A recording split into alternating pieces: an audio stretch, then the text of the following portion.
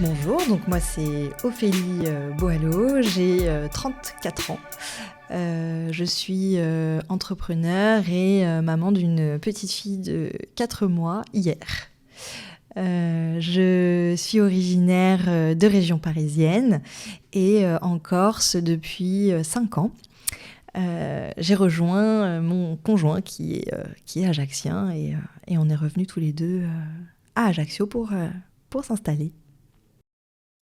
Je suis d'un parcours assez classique, donc j'ai fait mes études et puis j'ai fait une école de commerce sur Paris et ma spécialité était l'entrepreneuriat. Donc par la suite, on verra, je pense que en fait, l'entrepreneuriat, c'est quelque chose que j'ai en moi depuis à peu près l'âge de 17 ans.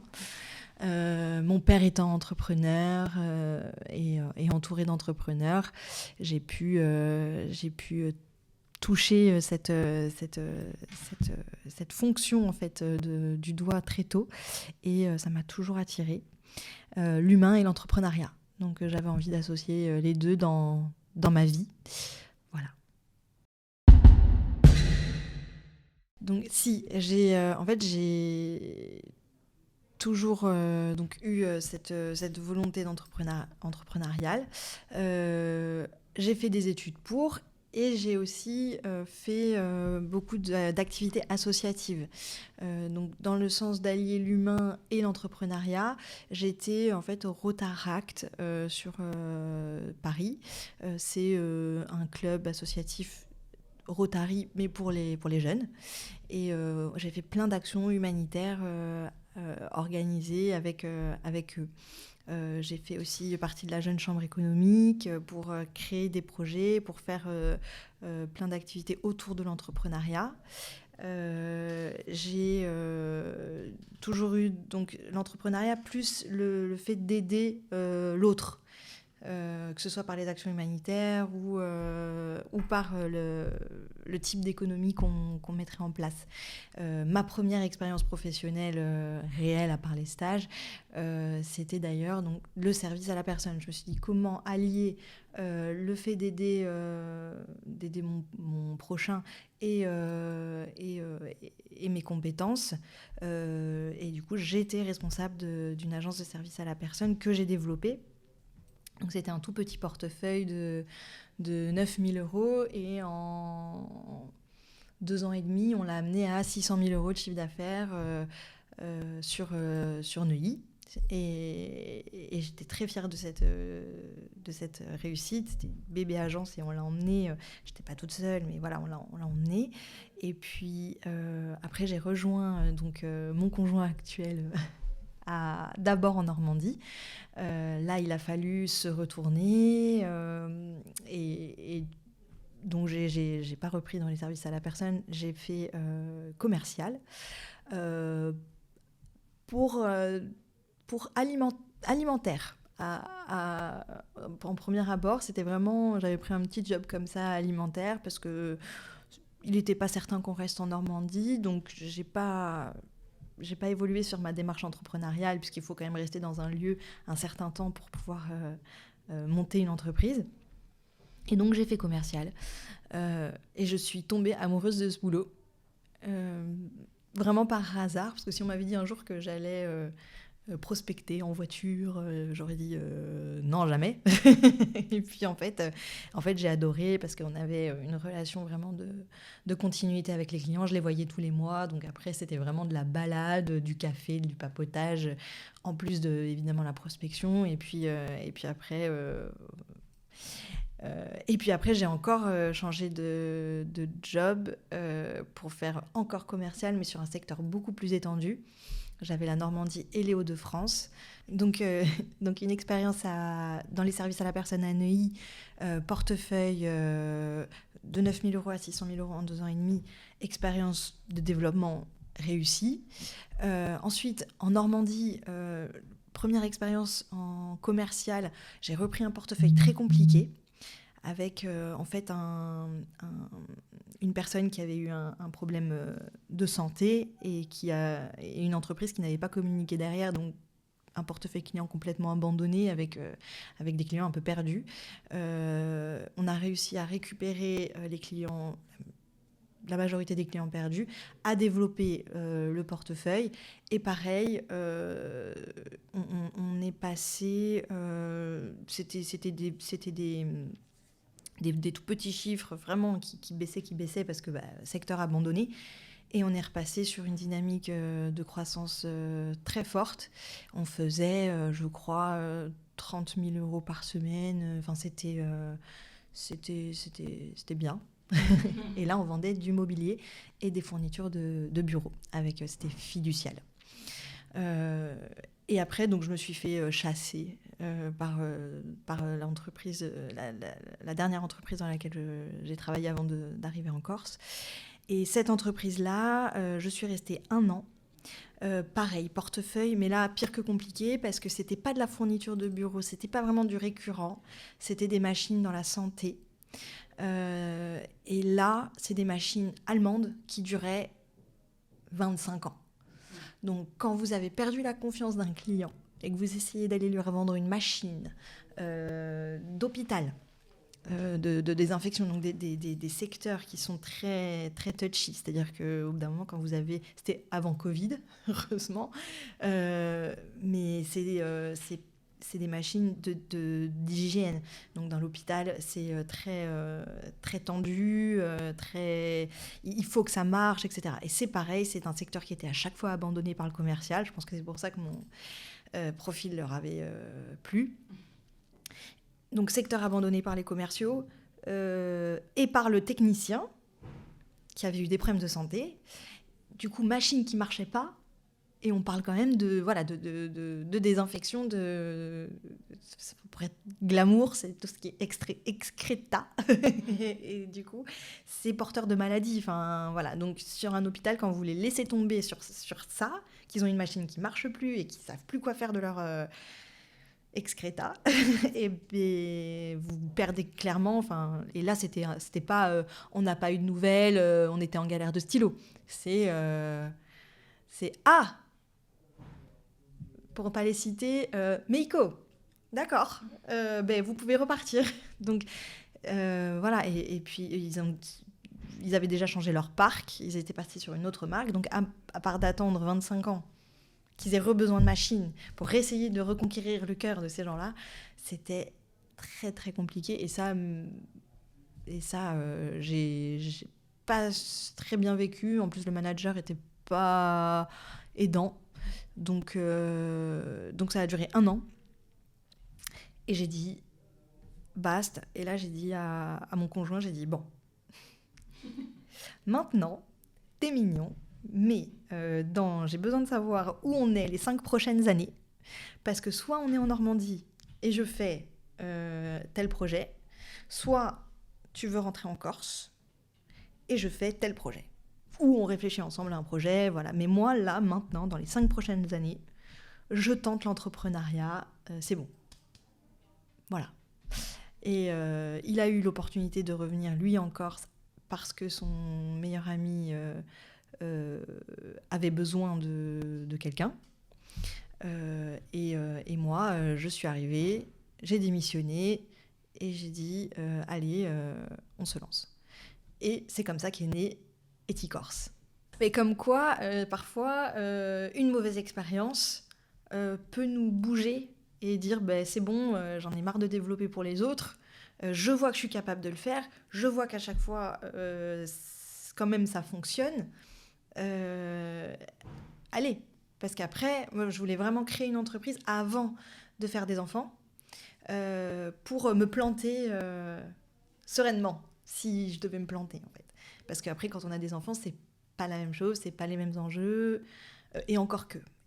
Mais c'est vrai que j'avais envie quand même de pouvoir me planter sereinement avant d'avoir une vie familiale, on va dire. Et puis ça demande du temps de créer. Enfin, voilà, j'ai toujours connu des toutes petites entreprises. Donc pour moi, l'entrepreneuriat, ça a toujours été de la PME. Je savais que ça demandait beaucoup de temps, puisque mon père étant lui-même entrepreneur, on ne l'a pas beaucoup vu quand on était petit. Donc je savais ce que ça nécessitait comme temps, comme implication, comme cheveux blancs, entre guillemets, puisque on ne sait jamais vraiment de quoi sera fait demain. Si vous perdez un gros client, si vous avez la conjoncture qui change, en fait, tout arrive sur l'entrepreneur. Euh, Encore pire quand il a des salariés, puisque il faut pouvoir payer les salariés d'abord. Et puis, en fait, à chaque fois, nous, on arrive en dernier, alors qu'on donne tout. Donc tout ça, j'en avais conscience avant. Ça s'est confirmé, même s'il n'y a pas de salariés à l'heure actuelle. C'est d'abord payer ce qu'on doit avant de se payer soi-même. Et c'est d'abord s'occuper de ce dont on doit s'occuper avant de s'occuper de sa vie perso. Et c'est vraiment d'abord l'entreprise et après nous. Et on se donne. Et on compte pas. Et ça, je le savais. Mais même en le sachant, quand on le vérifie dans la vraie vie, c'est encore une autre aventure, c'est encore autre chose. C'est comme faire un enfant, en fait. Chaque enfant, en plus, va avoir sa personnalité. Là, je fais plein de ponts avec les enfants, parce que c'est vraiment, en ayant un maintenant, je me rends encore plus compte que voilà, un projet, ça se réfléchit, ça se gestation, ça s'accouche, et puis après on s'adapte parce qu'on ne sait jamais où est-ce que ça va aller. On aura beau faire tous les plans qu'on voulait faire, on aura beau faire tous les tableaux Excel qu'on voulait, tous les business plans qu'on voulait. Quand on le sort, on s'adapte, on a plein de soucis, on voit comment ça évolue. C'est un parallèle. S'il y a des gens qui ont déjà des enfants et qui veulent entreprendre, c'est la même chose. Et ceux qui entreprennent et qui veulent des enfants, c'est la même chose. Ça demande la même implication, tout pareil. Et les deux en même temps, ça demande de l'aide. Ça demande de l'aide. Voilà. J'ai minimisé, moi, l'enfant par rapport à l'entreprise. L'entreprise, je savais. Et c'est vrai que l'enfant, j'avais pas conscience à quel point ça allait changer ma vie, dans le sens où on n'a pas vraiment beaucoup de familles sur place, puisque moi, la mienne est en région parisienne toujours, celle d'Élie est un peu restreinte. Donc, on n'a pas beaucoup d'aide à part les amis mais bon, en famille on a personne, quoi.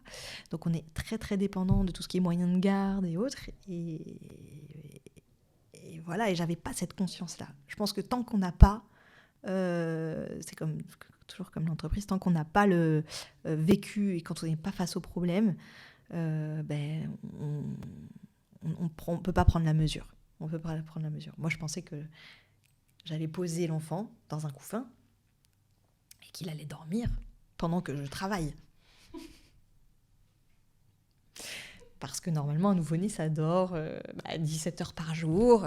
Donc, sachant ça sur mon business plan Excel, je me suis dit, pas de problème, je vais le coucher et puis hop, je vais travailler. Et voilà. Et pas du tout. Pas du tout. Parce qu'entre le moment où tu changes la couche, où il a faim, où il a mal au ventre, où il s'ennuie, puis après tu te rends compte, tu rentres dans un monde. Ils ont autant de problèmes ils ont toujours un problème. Il a mal au ventre. Et puis après, tu apprends des nouveaux mots. Reflux. C'est infini. Et puis une fois que tu as résolu le reflux, ça pleure toujours. Tu te dis, ça pleure moins, donc c'est cool. Tu as résolu le reflux, mais après tu te rends compte que, je sais pas, il est hyper tendu, que le réflexe de Moreau, C'est un monde. C'est un monde. Et puis après, derrière, il faut s'adapter. Et puis, tu te rends compte qu'il y a pire que toi, mais qu'il y a aussi pas du tout pire que toi. Et puis, il y en a vraiment qui dorment 17 heures et tu peux les poser et puis travailler. Mais voilà, c'est sans fin, en fait. Là, je pourrais en parler pendant... Parce que c'est pas fini, donc... On a autant de questions que de... Là, pour le coup, peut-être que l'entreprise, c'est plus simple. Ce qu'est l'entrepreneuriat pour moi aujourd'hui, en ayant du coup l'expérience Ethicorse et puis finalement les expériences derrière de PME, l'entrepreneuriat, c'est vraiment se retrouver seul. Dans mon cas, parce que on peut très bien monter une boîte à plusieurs, des projets à plusieurs, et puis c'est d'autres problématiques. Mais pour moi, de l'entrepreneuriat seul, c'est être seul face à soi-même, à son projet, à ses questions, et en même temps, du coup, libre. On n'est jamais libre parce qu'on a toujours des fournisseurs, des clients. On dépend toujours de tout un tas de choses et de tout un tas de gens, dont on dépend aussi d'ailleurs en entreprise. Donc ça, pour le coup...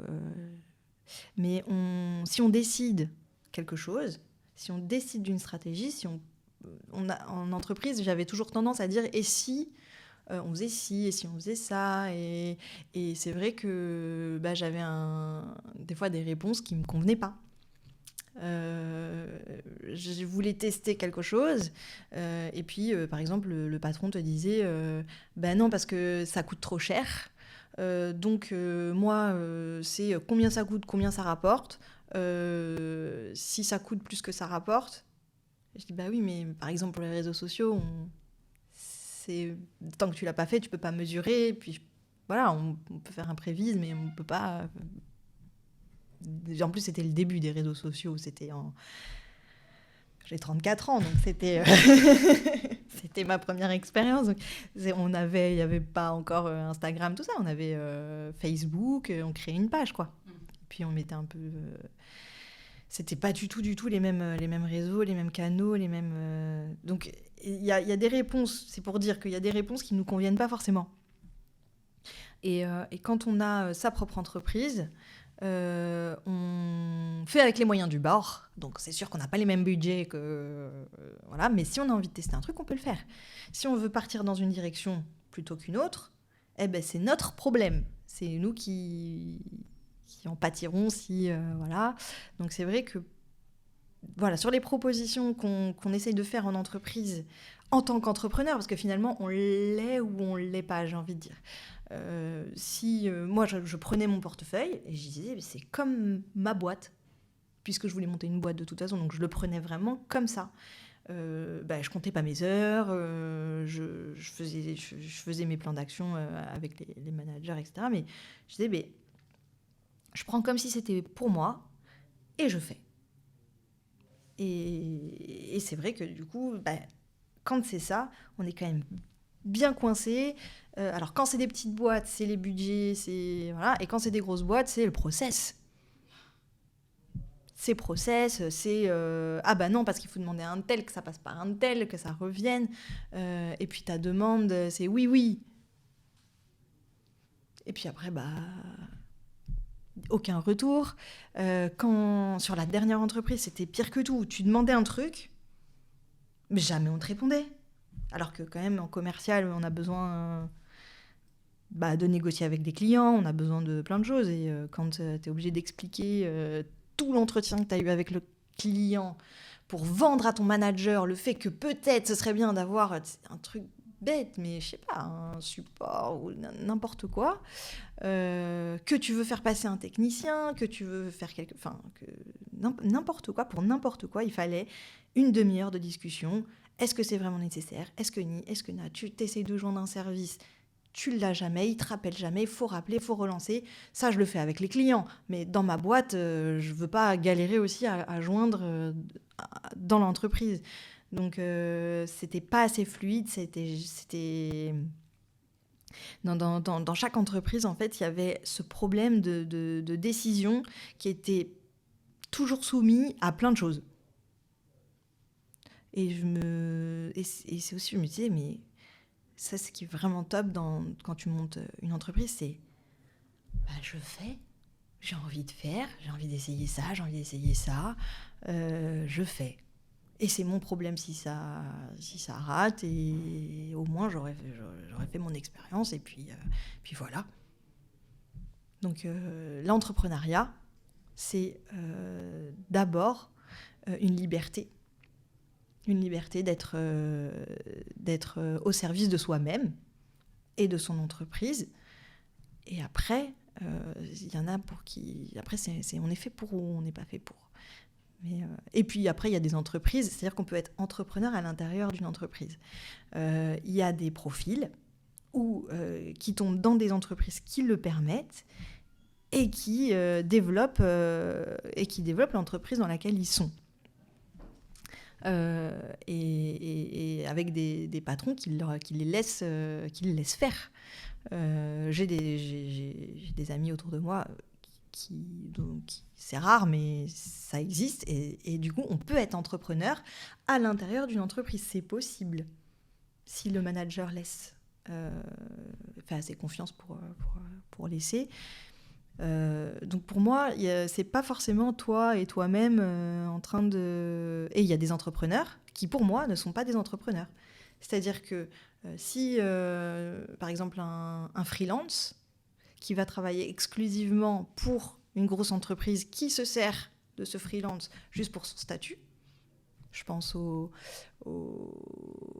intermittents du spectacle, ou aux graphistes, qui sont obligés de prendre certains statuts pour pouvoir travailler avec des entreprises. Eh bien, eux sont pas entrepreneurs et ils le veulent pas forcément, mais c'est vrai qu'ils ont pas du coup toute la partie liberté dont je viens juste de parler. Ils sont soumis à un client qui est en fait leur patron. Je pense aux journalistes qui écrivent pour un tel et un tel. C'est pas, et ils ne se veulent pas du tout entrepreneurs, ce n'est pas des profils entrepreneurs, mais ils le sont parce qu'ils sont auto-entrepreneurs ou freelance. Et du coup, mais ce n'est pas des entrepreneurs. Donc voilà, ma définition de l'entrepreneuriat, c'est vraiment d'être une entité en soi et de dire je prends en charge le développement d'un portefeuille. Et j'ai la liberté de faire des actions, ma liberté à moi, de dire on m'a laissé faire ci, on m'a laissé faire ça, j'ai mené un projet de A à Z, je l'ai chiffré de A à Z, voilà. Donc c'est très, très chiffre, très, très ça, mais pour moi c'est vraiment ça, c'est le portefeuille client avec lequel tu peux avoir la liberté de faire ce que tu veux, tant que tu augmentes le chiffre. Voilà. Moi, mon projet sur Le Havre, par exemple, si on était resté en Normandie, c'était de faire un bar à chat dans le quartier Perret. J'aurais très bien pu monter une entreprise de n'importe quoi. En fait, celle que j'ai créée correspond à certaines valeurs que j'ai, qui sont les valeurs d'éco-responsabilité, effectivement, de prendre soin de notre planète et de l'homme. Toujours en lien avec cet aspect associatif, cet aspect faire du bien autour de moi, à l'humain, et du coup à la planète. Mais en soi, j'aurais très bien pu faire une autre entreprise. J'étais pas bloquée sur un concept. Moi, c'était créer une entreprise, développer un portefeuille. Ça, j'aime, développer des portefeuilles, créer des choses qui fonctionnent, et puis développer. Mais ça peut être n'importe quel domaine. Un bar à chats, voilà, c'était une idée parce que j'aime les chats et les bars. Ça aurait pu être un bar à billard, ça aurait pu être... dernièrement, je me suis dit, il faut faire une micro-crèche dans le centre-ville d'Ajaccio. Ça, parce que j'avais les services à la personne et je me suis dit, tiens, c'est bizarre, il n'y a pas de crèche en centre-ville. Voilà, c'est vraiment des projets qui me viennent avec des besoins que je ressens. Et puis soit on les fait un peu soit je les fais via des associations, soit soit je crée l'entreprise et voilà. Et je me suis dit tiens, à Ajaccio, comment c'est venu? Faut penser que nous, c'est depuis fin 2018 qu'on a monté le projet, mais on y pense même depuis bien avant, puisque ça fait un moment qu'on avait en tête de revenir en Corse. Je me suis dit, mais il y a 0 magasin de producteurs. Le lien, c'est très, très, très, très saisonnier. Il n'y a que des entreprises qui sont en lien avec le tourisme. Comment on fait pour apporter une entreprise aussi bien pour les touristes évidemment, mais aussi pour les locaux. D'ailleurs pour les locaux évidemment et aussi pour les touristes. D'abord pour les personnes qui habitent en centre-ville. Quelque chose qui soit ouvert à l'année, que ça soit pas triste l'hiver. Enfin pour faire de notre ville un lieu vivant toute l'année. C'est parti de là. En fait, on a été, oui, en lien avec le tourisme. Et puis, Élie, mon conjoint, me dit il faut que ça soit utile aux Ajacciens, il faut que ça soit utile aux producteurs comme aux gens qui habitent à l'année, etc. Je dis donc il faut créer le projet en fonction. Et puis moi, j'avais cette partie aussi, bon, évidemment locale, etc., mais aussi éco-responsable, puisqu'on était dans tout ce qui touche la planète. À un moment, j'étais vraiment en plein dedans. Et puis, je voulais vraiment être utile par rapport à cette problématique-là. Et en Corse, c'est dimensionné puisqu'on dit toujours que c'est un laboratoire. Donc, tout ce qui est déchets, tout ce qui est local, bio, tout ça, c'est tellement la porte à côté et puis des problématiques qu'on a tous les jours qu'il y avait moyen de faire un projet autour de ça. Et c'est pour ça qu'on est parti sur Eticorse. Mais ça aurait pu être...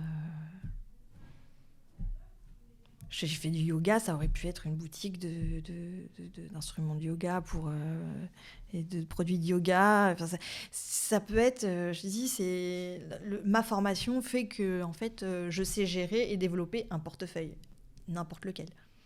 Voilà. Et après, il y a plus ou moins compliqué. Donc, le but, c'était de me compliquer au maximum la tâche et du coup de partir dans une grosse usine à gaz et de dire non, parce que moi je veux que ce soit éco-responsable, utile à chacun. Voilà, donc je suis partie sur un mode associatif tout en essayant de créer une entreprise rentable à partir d'un modèle qui devrait être subventionné. Voilà.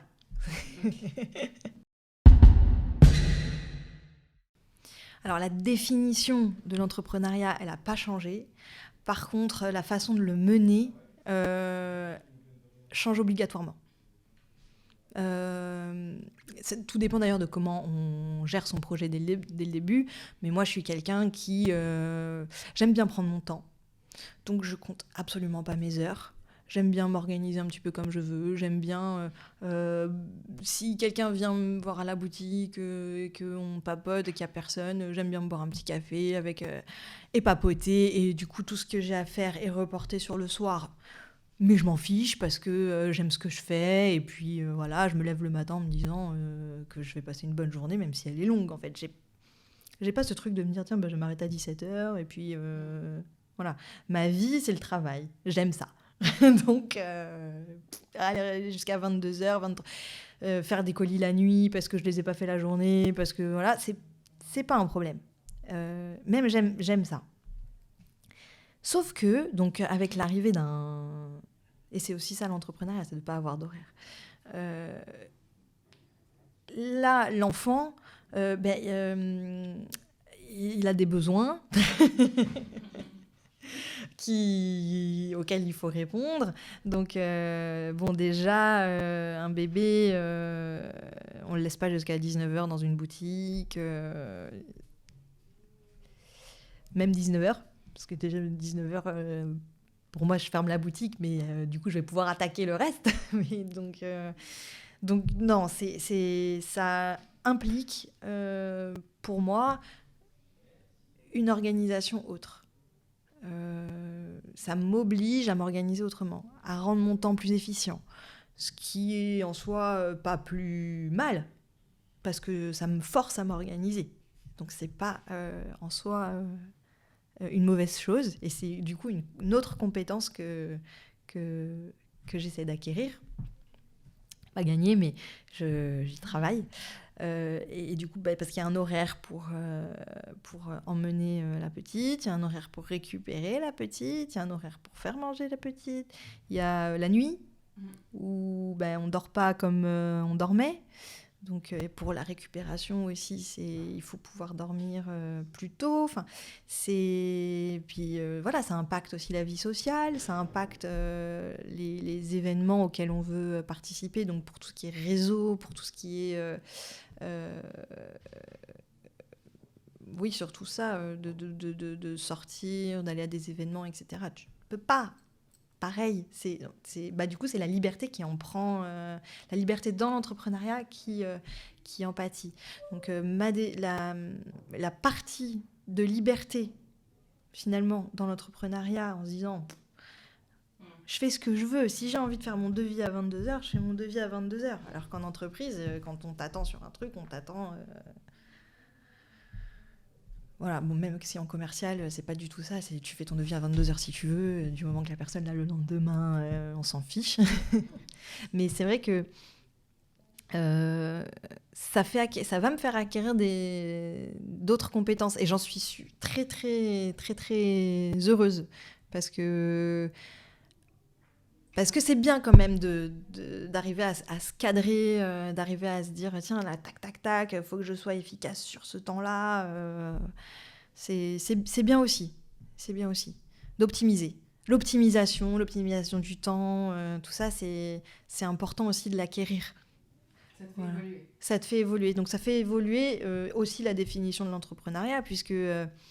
tu m'aurais dit, tu montes une boîte, mais tu commences à telle heure, tu finis à telle heure. Je t'aurais dit, non. Mais maintenant, je dis, si, on va commencer à telle heure, on va finir à telle heure. Et du coup, on va organiser le travail entre deux pour que ce soit efficace.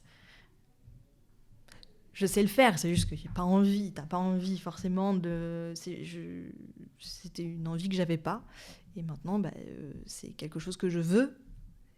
Et que je vais mettre en place puisque j'ai envie de passer du temps avec ma fille aussi.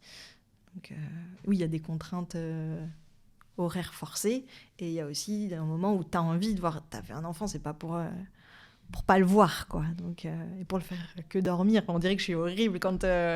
Mais non, le but, c'est de voir l'éveil. Voilà, donc pour ça, il faut t'organiser autrement. Et pour ça, c'est vrai que le fait d'être commerçant, d'avoir une boutique... c'est compliqué puisque 19h, elle dort normalement. Donc voilà, c'est toute une vie à réorganiser et c'est un challenge. Et ça me plaît bien finalement, même si c'est très très dur, c'est un beau challenge. C'est bon ? Donc Eticorse, c'est d'abord une plateforme Internet. Parce qu'on a beaucoup parlé de la boutique, mais le projet, c'est d'abord une plateforme Internet. Et puis après, physique avec la boutique. On propose une sélection d'exceptions. Le but, c'est que ce soit positif et engagé. Et c'est uniquement du produit local, donc corse, éthique et responsable. Spécialisés nous dans le tout commerce, on trouve sur la plateforme de la gastronomie, de l'artisanat, de la cosmétique. On essaie de développer aussi la partie culture aujourd'hui et tout est issu en fait de production familiale à taille humaine. Le postulat, c'est éviter l'industrialisation de tout, puisque tous les impacts, tout ce qu'on produit a un impact, donc plus petit on produit, moins d'impact on a. Voilà, donc tout ce qu'on peut prendre en petite production, petit artisan, on le prend en petit. Voilà, ton téléphone, tu peux pas. Ta crème de jour, tu peux. Ou ton panier de légumes, tu peux. Voilà. Nous, on se fait à travers, donc on a une charte qu'on a établie et sur laquelle on se tient. C'est une charte qui veut promouvoir et préserver les traditions et l'authenticité pour un maximum du coup d'impact positif sur l'économie, la planète et l'homme. Voilà, c'est le projet, et ensuite ça s'est donc traduit aujourd'hui par un site internet et une boutique en centre-ville, toujours pour respecter des valeurs d'éthique, de se dire on sait que le centre-ville souffre, donc on vient apporter une force et une offre en centre-ville. On sait que le soutien aux producteurs est important, surtout, on le voit aussi en ce moment. Donc on a sur notre charte le fait de ne pas négocier les prix avec les producteurs. C'est eux qui nous imposent leurs tarifs. On leur dit, vous nous dites, nous on négocie pas. On informe juste de la marge qu'on prend pour que ça soit vendable. Et puis voilà, on essaie de tout faire. À chaque fois qu'on référence un produit, à chaque fois qu'on se pose la question, est-ce que c'est éthique ? Avant, est-ce que c'est bio ? Parce qu'on veut que l'impact il soit positif. Et on ne veut pas diviser les gens. Donc le but, pour être positif, c'est de dire il n'y a pas de label, etc. C'est que du bon sens. Que du bon sens. Et à chaque fois, on se pose la question, est-ce que c'est éthique ? Est-ce que c'est éthique ? Est-ce que c'est éthique ? Et là, c'est charté parce que ton éthique ne va pas être la même que la mienne. Ou que celle de Jean-Paul. Donc on a charté le truc et puis dire est-ce que tu te retrouves dedans ? Si tu te retrouves dedans, tu peux acheter. Et si tu te retrouves pas dedans et que tu aimes que les produits industriels qui viennent de loin, tu viens pas chez Ethicors et puis mais on t'en voudra. Enfin, on n'est pas en train de dire voilà. Le but, c'est de proposer une alternative, une solution, un endroit où t'es pas obligé de regarder toutes les étiquettes pour faire un choix. Tu sais que tu peux y aller les yeux fermés.